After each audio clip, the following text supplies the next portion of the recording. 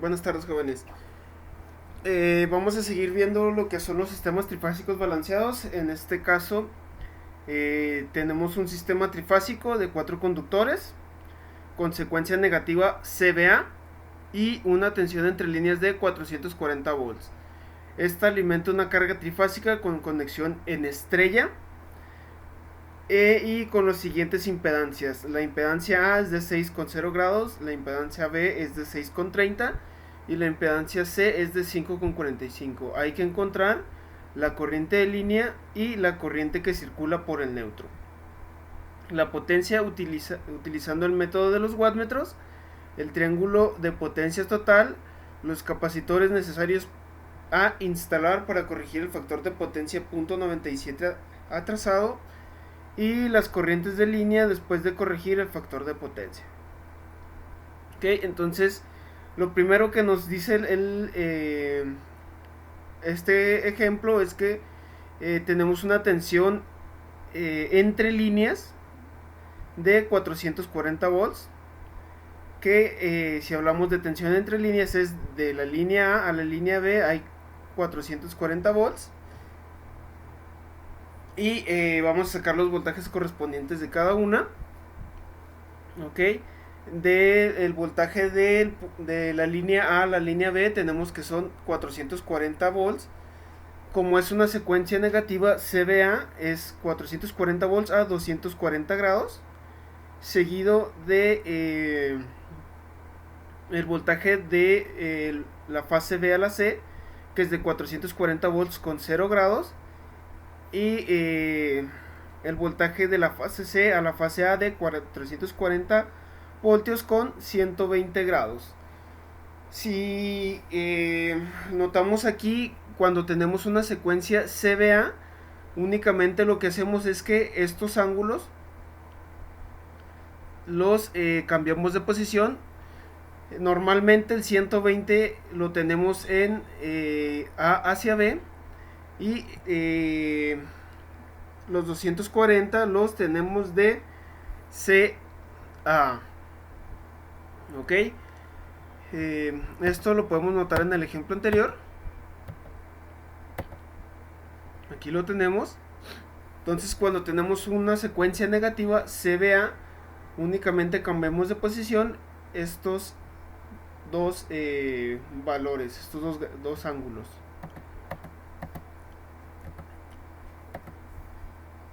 Lo siguiente que hacemos es encontrar el voltaje de línea neutro.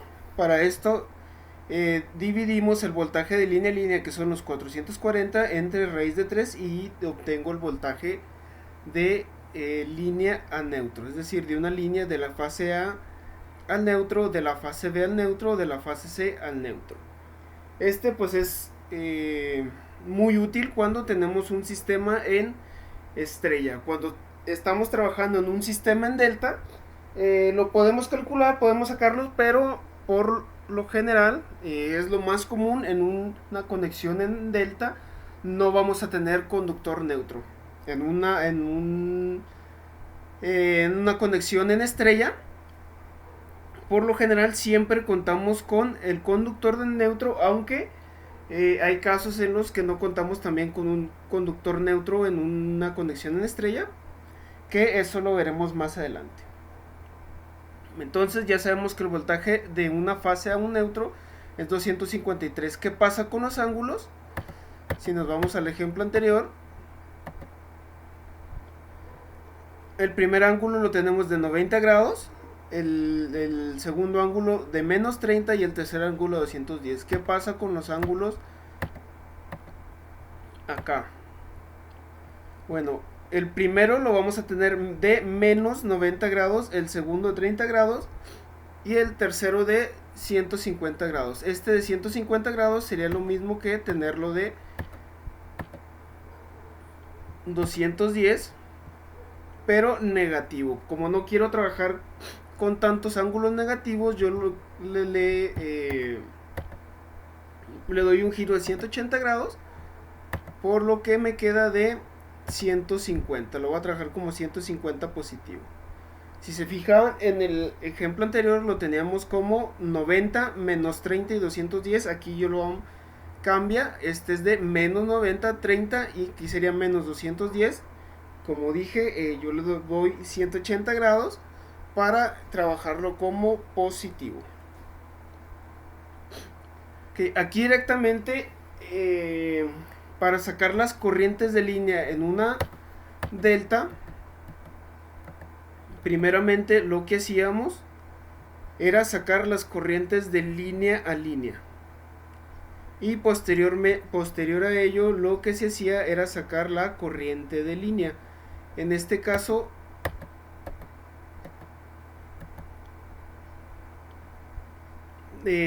tenemos directamente la corriente de línea. Muy bien. Que es la corriente de mi punto A al neutro. ¿Sí? No hay que sacar la corriente de A a B, ni la corriente de A a C, ni la corriente de B a C.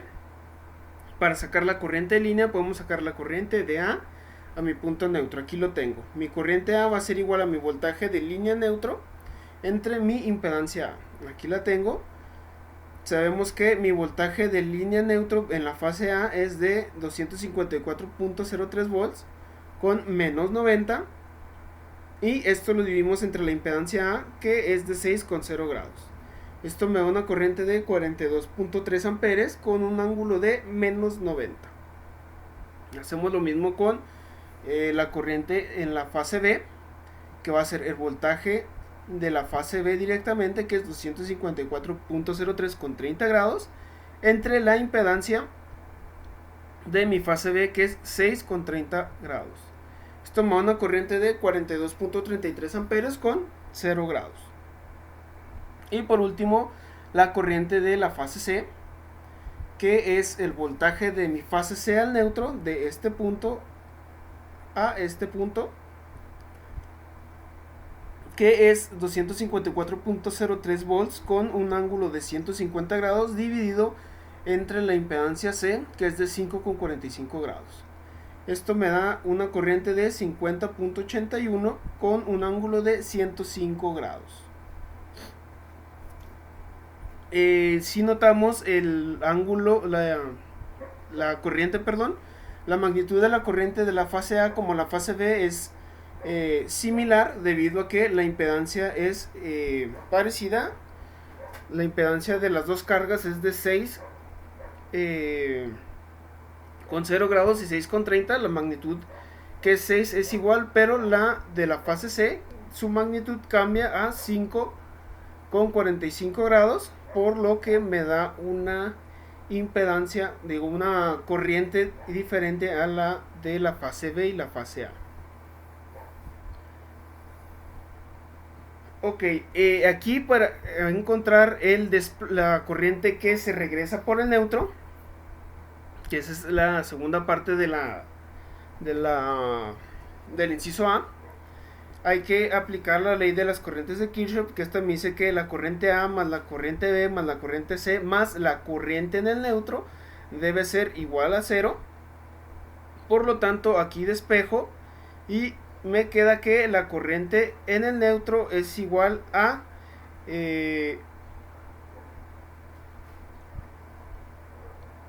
el negativo de la fase A más la fase B más la fase C. ¿Por qué el negativo? Pues la corriente aquí lo tenemos positivo. Si nosotros despejamos todas estas corrientes, la queda menos IA más menos IB más menos IC, que es lo que yo tengo aquí. Únicamente puse el signo menos multiplicando a todos mis corrientes. Aquí lo tengo como fórmula también, que es la corriente del neutro menos la corriente A más la corriente B más la corriente C. ¿Okay? Este símbolo menos está multiplicando a todas las corrientes. ¿Okay? Yo al efectuar esta operación me da que tengo una corriente en el neutro de 29.94 con un ángulo de 166.97. Esto es lo que sucede cuando yo tengo un sistema en estrella desbalanceado. Cuando tengo un sistema en estrella desbalanceado, como lo podemos ver aquí, siempre va a circular una corriente por mi conductor neutro. Y esta corriente pues es la diferencia que hay entre las fases, ¿no? Entonces aquí en este caso pues yo tengo una corriente en el neutro de 29.94 amperes. Si se tratara de un sistema totalmente balanceado, esta corriente en el neutro teóricamente debería ser 0. El siguiente inciso me pide el método de los wattmetros. Como les había comentado anteriormente, cuando se tiene un sistema en delta, generalmente utilizamos el método de los 2 wattmetros, ¿no? Y cuando tenemos un sistema en estrella con neutro, se utiliza el método de los 3 wattmetros. Si este sistema en estrella no tuviera el neutro, entonces tendríamos que usar forzosamente el método de los 2 wattmetros. Como en este caso mi circuito sí tiene un conductor neutro, vamos a utilizar el método de los 3 wattmetros. Y bueno, esto ya lo habíamos hecho anteriormente. Para encontrar la potencia en la fase A, va a ser el voltaje de la fase A al neutro por la corriente A por el coseno de la diferencia de los ángulos, ¿sí?, del voltaje de la fase A al neutro menos la corriente de la fase A. Entonces tengo que el voltaje de mi fase A al neutro es 254.03, mi corriente, la pura magnitud, es de 42.34 y la diferencia de ellos, vemos que el ángulo de mi voltaje de la fase al neutro es menos 90 y este lo voy a restar el ángulo de mi corriente, que también es de menos 90. Entonces para este caso sería menos 90 menos 90, ok. Y yo al hacer esta operación me da una potencia de 10.755.6 watts. Ok. De igual manera hago el de la fase B, que la magnitud es la misma, 254.03, y la magnitud de la corriente B es igual que el de la corriente A en este caso, que es de 42.34, menos la diferencia de el ángulo del voltaje menos el de la corriente de la fase B. El ángulo del voltaje, aquí lo tengo, es de 30 grados y el ángulo de la corriente es 0. Por lo tanto es 30 menos 0, lo que me da una potencia de 9.314.65 watts. Hago lo mismo para la fase C. El voltaje de la fase C al neutro es 254.03. La corriente en este caso es de 50.81 y la diferencia de los ángulos, que el ángulo de mi fase C es de 150 y el de la fase y de la corriente C es de 105. Aquí los tengo. Por lo tanto, esto me da una potencia de 9126.81 watts. ¿Qué hago? Por último, ¿qué hago? Es sumar todas estas potencias. Y la suma me da un total de 29.197.1 watts. Esta es la potencia total de todo mi sistema. El inciso C me pide el triángulo de potencias total. Aquí yo ya tengo la potencia activa, pero puedo sacarla también por la ley de Joule para comprobar que efectivamente esta es la potencia que nos resultaría por el método de los 3 wattmetros, que pues básicamente es la corriente al cuadrado por su parte resistiva. Recordemos que para sacar su parte resistiva hay que convertir mis impedancias, que yo las tengo aquí, de su forma polar, que es esta, a su forma rectangular. Aquí lo hice yo. La forma rectangular de mi impedancia A es 6 más J0. La de mi impedancia B es 6 con 30 grados en su forma polar, y en su forma rectangular es 5.20 con J3. El de mi impedancia C, que es de 5,45 grados en su forma polar, pasa a ser 3.54 más J3.54 ohms en su forma rectangular. Entonces, para la potencia activa vamos a utilizar las partes resistivas, que es 6, 5.20 y 3.54. Comenzamos con la potencia A, que su corriente, la magnitud ya sabemos que es 42.33, la elevamos al cuadrado y la multiplicamos por la parte resistiva, que son los 6 ohms. Esto me da una potencia en la fase A de 10.751 watts, que si lo vemos pues es bastante similar. ¿Ok? Hacemos lo mismo con la potencia B.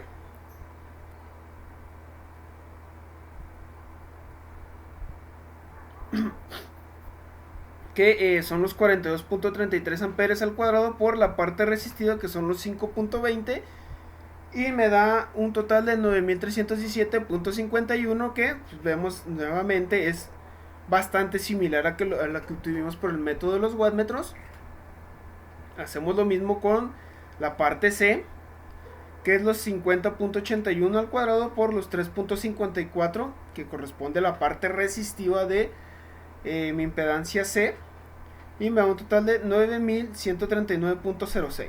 ¿Ok?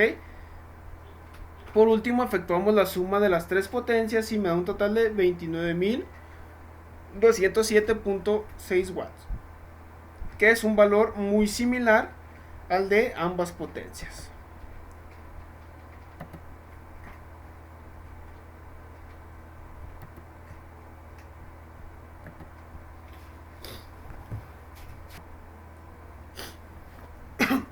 ¿Ok? Entonces hacemos lo mismo con la potencia reactiva. En este caso, en vez de usar la parte resistiva, vamos a usar la reactancia, que en este caso es J0, J3 y J3.54. Entonces es igual la corriente de la fase al cuadrado por la reactancia de mi impedancia A, que en este caso es 0. Entonces al efectuar la multiplicación me da un total de 0. Hacemos lo mismo con la impedancia B, con la potencia reactiva de la fase B, que es la corriente de la fase B al cuadrado por la reactancia de la fase B, que en este caso es J3. Omitimos la J, utilizamos el puro valor, que es 42.36 al cuadrado por 3, y esto me da un total de 5.375.49 bars. Y por último hacemos lo mismo con la fase C, que al efectuar la operación me da un total de 9.139.06 bars. Por último hacemos la suma de las potencias reactivas de cada fase para encontrar la total, y esta me da un total de 14.514.6 bars. Para encontrar la potencia aparente total, yo utilizo esta fórmula, que es directamente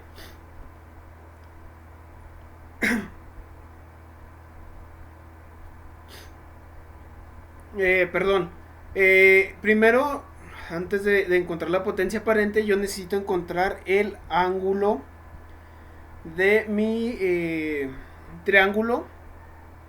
El ángulo lo encuentro utilizando esta fórmula, que es la tangente del ángulo es igual a la potencia reactiva entre la potencia activa, que la potencia reactiva total salió de 14.514.5 bars entre los 29.197.1 watts. Esto me da un total de 0.4971. Y un último, para encontrar el ángulo, yo le saco la tangente inversa a este valor y me da un ángulo de 26.43 grados. Una vez que yo ya encontré el ángulo, pues yo ya puedo encontrar la potencia aparente utilizando esta fórmula, que es la potencia activa entre el coseno del ángulo.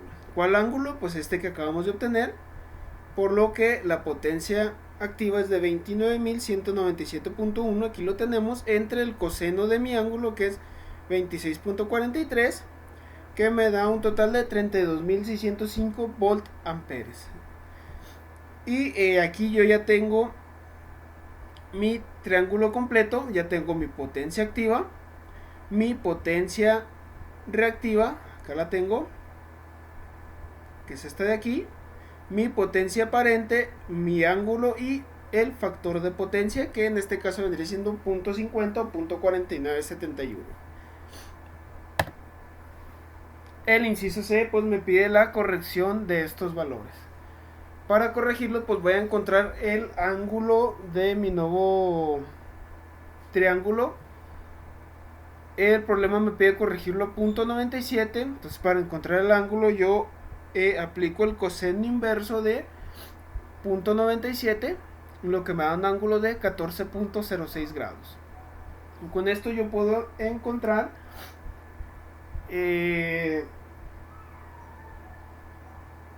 la potencia capacitiva de mi nuevo, de ese ángulo, de esa corrección, que es la potencia por la tangente del ángulo. Nuevamente aquí la saco y me da un total de 7312.14 volt ampere reactivos.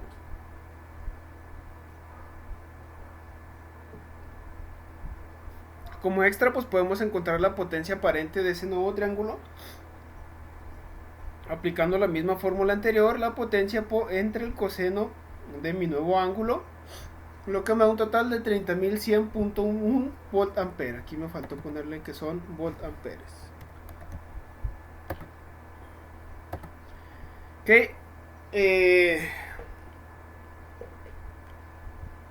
con mi potencia reactiva nueva yo puedo encontrar la potencia capacitiva que se le suministró a mi triángulo rectángulo.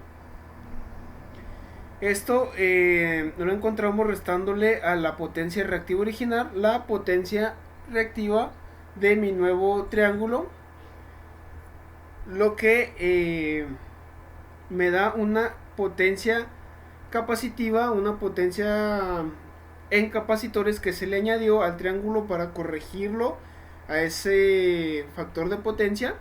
Pues se le añadió un total de 7202.36 bar para poderlo llevar a .97.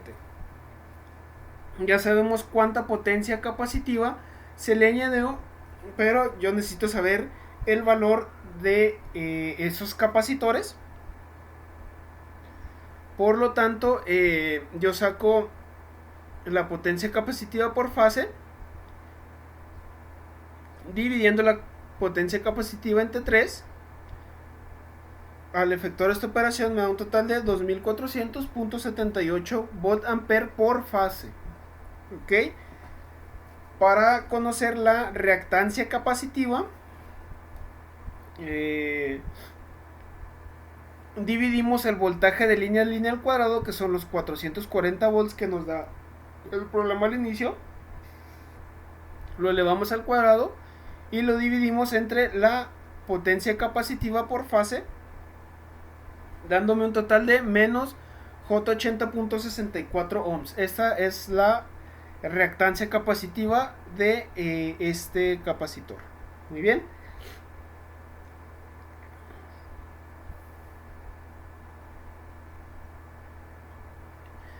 Como yo ya saqué la potencia capacitiva por fase, por lo general nosotros siempre conectamos estos capacitores en delta, debido a que cuando conectamos un banco de capacitores en delta, pues la corriente que consumen estos es menor, ¿sí? Y esto se traduce pues en que si la corriente es menor, el calibre del conductor que yo necesito utilizar pues también va a ser menor. Si los conectáramos en estrella, tendríamos que cablear ese banco de capacitores con un calibre más grueso, lo que conlleva a un gasto mayor. De igual manera, el capacitor tendría a ser más grande, es decir, si en delta sería de 80 microfaradios, en estrella sería de, no sé, decir 200 microfaradios. Entonces tiende a ser mayor el valor del capacitor. Aquí en este caso pues lo vamos a convertir en estrella para ver los efectos que se tiene. que volvemos a dividir esta reactancia capacitiva en delta entre 3 para convertirla en reactancia capacitiva en estrella. Me da un total de menos J 26.88 ohms.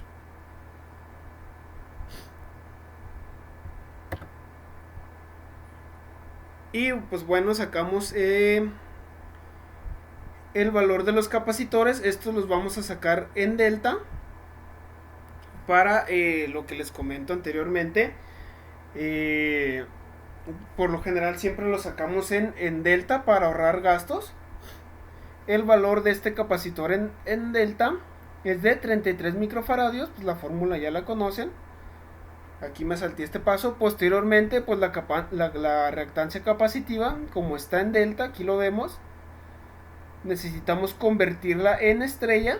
Y para convertirla en estrella hacemos lo que les comenté anteriormente, que es pasar de una reactancia capacitiva en delta, que son los menos J.8064, a una reactancia capacitiva en estrella, que son menos J26.68.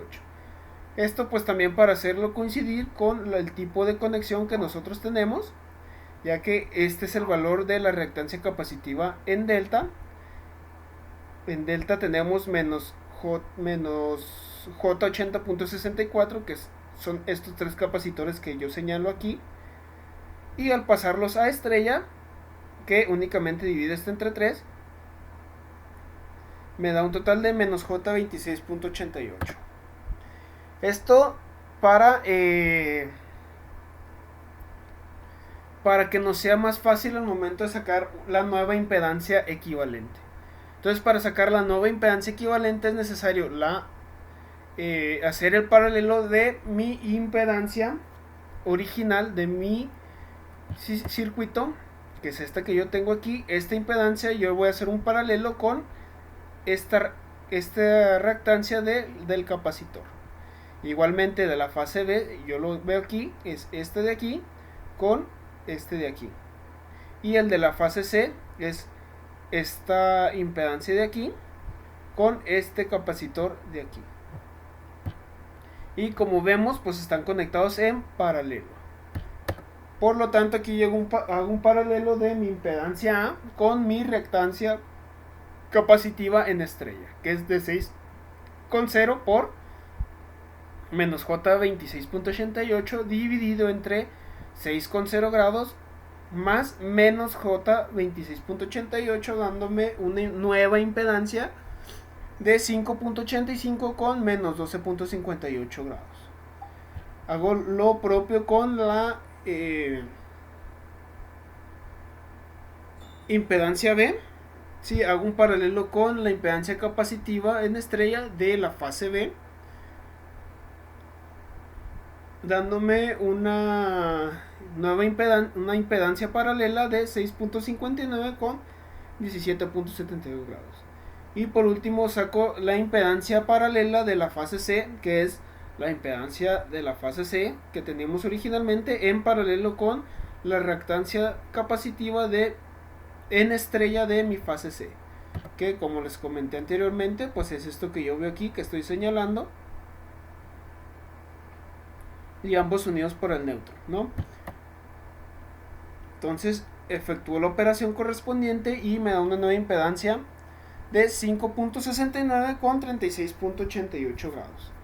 Una vez que yo ya obtuve mis impedancias equivalentes, puedo volver a sacar mi corriente A dividiendo el voltaje de mi fase A al neutro entre la nueva impedancia equivalente, que es esta que acabamos de sacar, dándome un total de 43.42 amperes con menos 77.42 grados.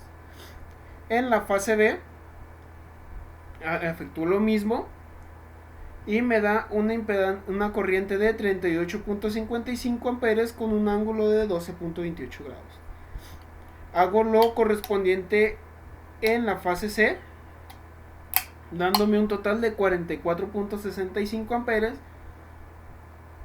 con un ángulo de 113.62 grados. Y por último, pues saco la nueva corriente que va a circular por mi neutro, que es de 30 amperes con un ángulo de menos 167.03 grados. Ok, cosas que podemos observar en las corrientes es que la corriente que circula por el neutro tiende a aumentar. En este caso pues aumentó 1 ampere, si no me equivoco, que son 30. Sí, aquí lo tenemos. Pues aumentó más o menos 1 ampere, un poquito menos. Y las corrientes de mis líneas pues también se vieron afectadas igual. En la fase B eran exactamente iguales. Pues en este caso cambia. Sí, en la fase A tenemos 43.42 amperes y en la fase B 38.65. Y pues en la fase C pues también tenemos una corriente diferente de 44.65 amperes.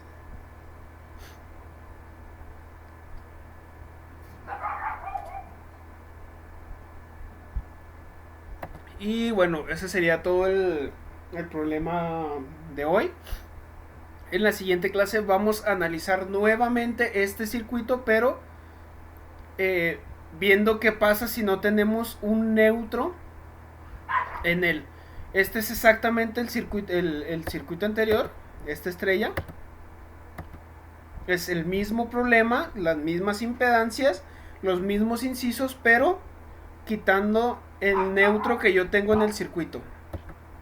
Y vamos a ver cómo se analiza cuando no tenemos este neutro y lo que sucede con el mismo.